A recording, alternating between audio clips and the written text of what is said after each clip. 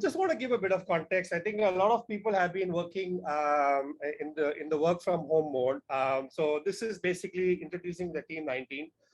So we kind of, in true spirit of hybrid working, etc., we all collaborated across borders, across markets. So it's literally been a cross-functional, cross-market team pulling together some of the ideas. So if you look at life for us in the last 18 to 24 months, so you can call it work from home, you can call it small office, home office, you can call it work from anywhere. But reality is we have kind of adapted to this new way of working, which is your home office is your desk. There's no lines blurred between personal work and me time. Everything that you do, meetings, conferences, pitches, all are virtual, all are enabled through Teams or Zoom. So what you are missing, I think, JS brought that point as well, which is you're missing the in-between chats, you're missing the water cooler meetings, you're missing impromptu catch-ups, you're missing team lunches, going together, choosing where to go. Should we go to a food court? Should we go to a cafe? And of course, you're missing the entire networking events and workshop. So if you look at the table below, a lot of you may be familiar with the concept of first space and second space. There is the third space as well. I mean, Starbucks, for those of always have been positioning themselves as the default third place. So if you look at some of the time allocation across these spaces, before COVID, you were equally divided between home and office, and you had a little bit of time for networking events and so on. During COVID, I mean, everything has shifted to WFH, and you have very little time for office, or if at all you ever went in, you only went in for troubleshooting or meeting IT or dropping something, etc.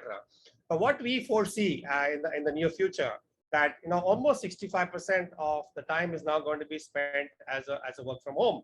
Now there is going to be very little time spent in the office or the default office, and we see a little bit more time being spent on networking, meeting, events, and casual conversation. Yeah. Now, if you take that thinking further, so we almost see now moving forward, the three spaces will end up becoming two spaces. It's almost, we see the emergence of space 1.5 and we see the emergence of space 2.5, which is your home or your work desk and your office kind of blends together, and your office, which is largely your face-to-face team meetings and your casual chats, etc., will blend together with your collaboration workshops and your brainstorm and so on. Therefore, there'll be two dominant requirements. You'll be, and we are in our team, we jokingly call this WFH or all-where 24/7, which is work from home, work from hotel. Okay, so yes, you heard it right. We are saying work from hotel. So allow me to build that thinking a bit further. Yeah. So what we are saying, therefore, is we don't need the default option, the default office option. That's kind of our disruptive approach. We don't need an office anymore.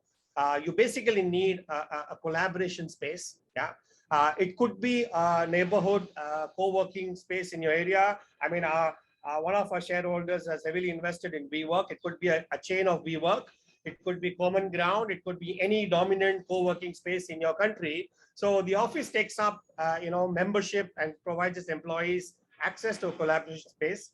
At the same time, we also negotiate, 50 to 100 to 150, office rooms or meeting rooms in 5-star hotels that's made available. Yeah.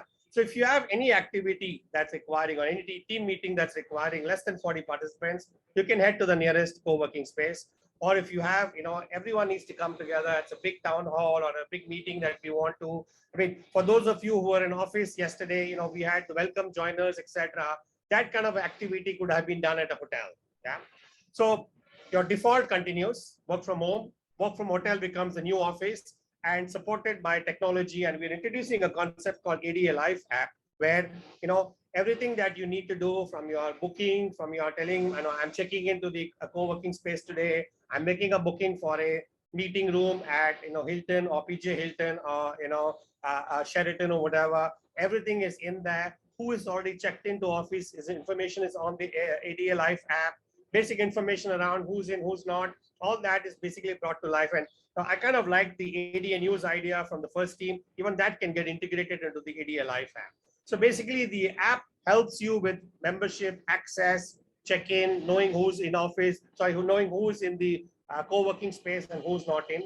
but also allows you, seamless interaction in terms of chats and so on. So that's kind of the new normal, or the new WFH default. And we ran some numbers. I mean, we were fortunate to have Maggie in our team who quickly pulled out some costs, and we were able to do a quick business case. We've taken an example of, say, Indonesia. Yeah.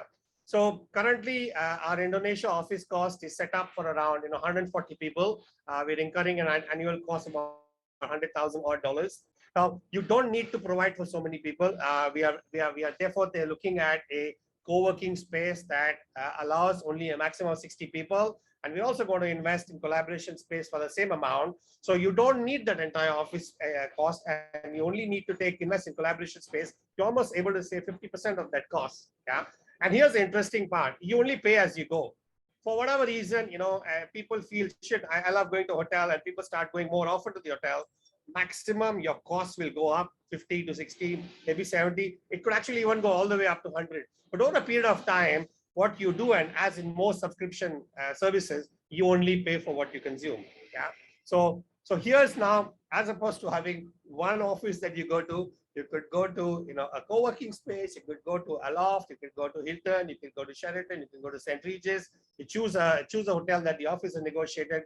You meet your team once or twice a week, or maybe once or twice a month for an all-staff meeting. But the rest of the time, it's your work from home as a default. So with that, probably I come to the last slide, which is basically, it's not about your workspace is not confined within the four walls. It's all about being hybrid, and therefore we need to continuously plan and change accordingly. That basically is my last slide. So quickly, if I were to recap, work from home, work from hotel, it all comes together. And you basically have an ADALife app that allows you to check in, that allows you to book, that allows you to know who's already checked in and so on, so that you can plan your days and your meetings accordingly. So it's kind of work from anywhere, basically.